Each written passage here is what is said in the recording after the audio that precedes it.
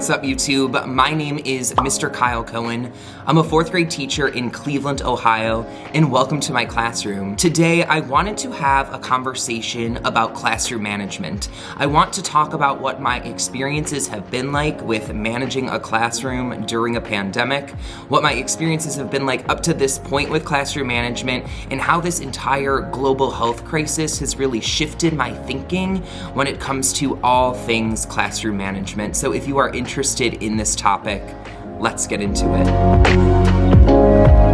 I want to start off by providing a little bit of context, especially for those of you who might be clicking on my YouTube channel for the first time. Over the past 6 months at my school and in my district, we have done all of the learning models. We have done 100% online learning. We have done 100% all students in person, which is actually the model we're currently running under. And we have also done a hybrid model. And classroom management has been really important for all 3 of those models, and there are some principles that I have been able to apply that have really allowed for what I think has been a rather seamless transition from one model to the next that have allowed my students to really maximize our learning time together, again, whether it is hybrid or online or in person. But before I get into what has worked and what hasn't worked for me this school year, I wanted to have a conversation about classroom management just more broadly. I vividly remember back in my first year of teaching, walking into the classroom, going about that first year, thinking that I, the teacher, needed to control my students. And I remember at my first interview, I was asked about classroom management. As a new teacher, there was so much going through my head when it came to how am I going to manage this classroom? What am I going to do? What systems will I have in place to make sure that I have control, that everything goes according to plan, that students are doing what I, the teacher, need them to do? And I learned very quickly in my first year that even though I was trying to have control, my students had control. Their actions were leading the classroom. What was it about my students that allowed them to really take the lead, and how can I manage that energy in a way that leads to powerful learning moments in the classroom? How can I take their leadership, their lead, and work around that to ensure that high quality instruction is going on? And after my first year of teaching, that is what I really started to think about. And that has been at the core of my mindset during this pandemic when it comes to how I'm going to manage my classroom. The first thing that I want to share when it comes to this pandemic and my experiences with all things classroom management, regardless of the learning model that we are in, is I need to have an overwhelming amount of empathy when it comes to what my students are currently going through. None of them signed up for this to be their experience, and regardless of what grade you're teaching or what students you have in front of you, they didn't sign up for this, and neither did we. So we need to be showing them, I need to be showing them some grace. I need to be giving them some leeway, some flexibility, because what they are going through currently, I have never been through. I have never sat in a classroom in the 4th grade when I'm not able to get up, when I'm not able to move around, where I have to wear a mask all day, where I feel restricted.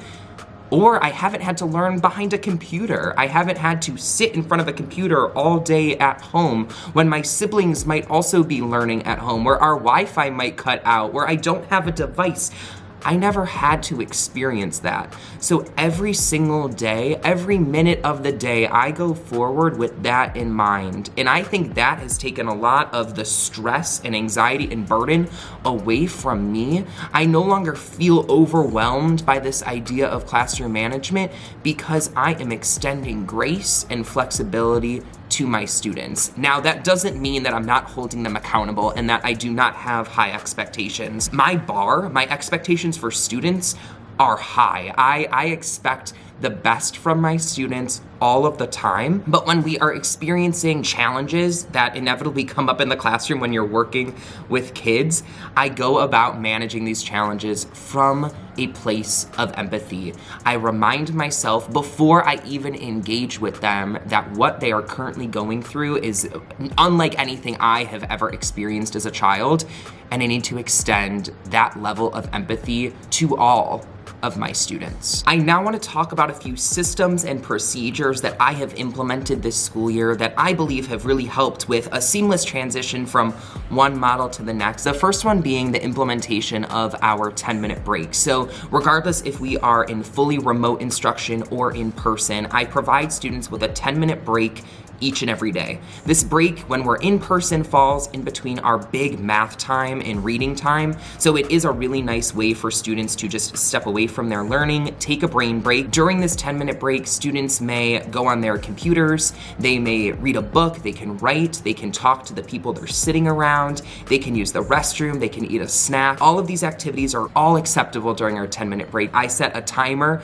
up on the board, and I don't really speak with students about anything school related that time. I'll pop around and just have personal conversations with students. We play music. It's a full 10-minute break. I also, personally, as the teacher, need that 10-minute break to transition from my math thinking mind to my reading thinking mind, prep my materials for the next lesson. I also am uncomfortably hungry come 10:30 in the morning, so I need a quick snack. I personally, as a teacher, do not like taking away recess. I feel like kids need recess. I also don't like taking away their specials time, their art, their music, their gym. I think they need that too.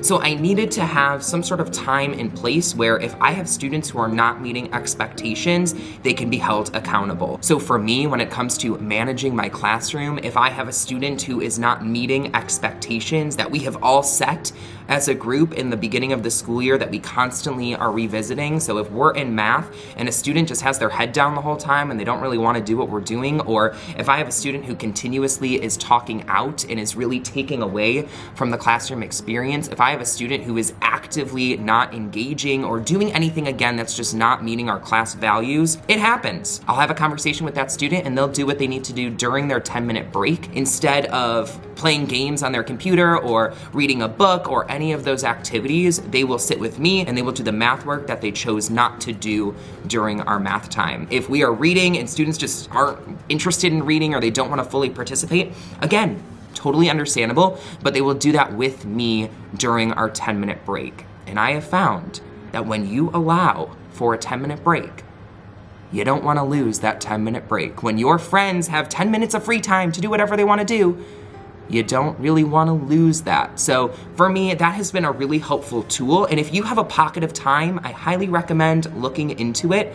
It's obviously important to set expectations with the 10-minute break. Like once the timer hits 0, you are 100% ready to go for our next lesson or next activity. And if you can't handle your 10-minute break, you don't get one. It's a privilege.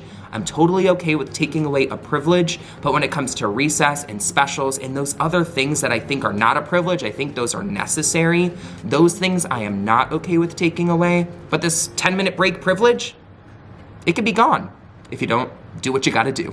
Another system that has really transformed our classroom community this year has been our house system. Up here on the board behind me, I have our house system fully displayed for students. We took students here in the classroom and split them up into 4 different houses. These houses have to do with our behavior-wide implementation system here at my school. So students are split up into their houses. They are constantly working with one another collaboratively to earn as many points as possible throughout the day. Houses earn points when students are meeting the expectations or exceeding the expectations that we set again at the beginning of the year. So when students are doing what we want to see, hear, do, and feel, they earn points for their house. And when they are not doing what we want to see, hear, do, and feel, they do not earn those points for their house. And this system's awesome. Again, it really takes things away from me as the teacher. I don't feel like I am managing that system, whether it is a lunch party, a homework pass, nothing too major for the incentives. Also, the pandemic doesn't really allow for anything too exciting that I have traditionally done in the past, but we do what we can to still excite and to make things fun for students. And the house system has been a big game changer when it comes to how things really run in my classroom. The final thing I wanted to share when it comes to classroom management is something that I remember thinking in my first year of teaching was that I couldn't change things as we were going. Like once I come up with a plan, once I decide that class dojo points are how I'm going to manage my classroom, or once I decide that the house system is how I am going to manage my classroom, I can't change it. We can't adjust. I gotta wait until next year and then things will be better. I'll have a new plan. But that's not the case. Constantly, I am shifting, I am adapting, I am flexible to the needs of my students. I am having conversations with my students about what is working, what is not. I just uploaded my last vlog where I talked about classroom surveys. And I also don't believe that you have to start the school year off strong in order to have things go the way you want to go, or the kids will walk all over you, right? Like, all of these things that we hear, I don't fully agree with. You constantly can improve what's going on in your classroom. You can wake up tomorrow after watching this video and change things for the betterment of your students, to improve how things are going for student outcomes, because things are not working and you want to make them better. It is February. There are many months left of this school year. Take this as an opportunity to reflect on what is working, what is not, what changes can you make that will ultimately enhance the classroom experience for all kids, and what can you do to make sure that you are positively impacting the classroom community that you are so lucky to teach each and every day. Regardless if you are in person or online, leave a comment down below sharing what tips and tricks you have found that have allowed you to so successfully manage your classroom this year, or what have you found that has not been working? What ideas can you share with this community? I am so grateful for each and every one of you who have taken the time to subscribe to this channel. If you have not already done so, hit that red button down below. Would be so excited to have you here. As always, I thank you so much for watching. I so appreciate you being here, and I'll catch you in the next one.